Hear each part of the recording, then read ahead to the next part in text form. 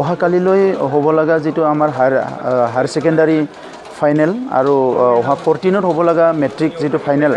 এই দুইটা এক্সামত লৈ আমাৰ যিখিনি ছাত্ৰ ছাত্ৰী অসমৰ এইবাৰ এপিয়াৰ হ'ব মই শুভেচ্ছা জনাইছোঁ তেখেতসকলৰ যাতে পৰীক্ষা ভালে ভালে হয় মই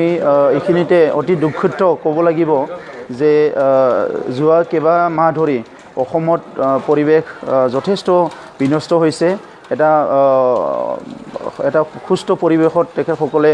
ভালকৈ হয়তো যিমান ষ্টাডি কৰিব লাগে কৰিবলৈ পৰিৱেশ পোৱা নাই তথাপিতো আমি আশা কৰিছোঁ যে তেখেতসকলৰ ফলাফল ভাল হ'ব আৰু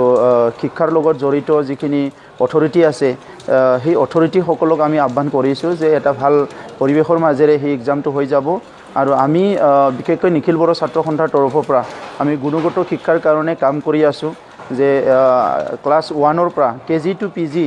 সকলো ছাত্ৰ ছাত্ৰীয়ে গুণগত শিক্ষা পাব লাগে বুলি আমি বহুতো কাম কৰি আছোঁ তো সেইকাৰণে আমি আশা কৰিছোঁ যে ছাত্ৰ ছাত্ৰীয়ে এটা ভাল পৰিৱেশত ভালকৈ মানে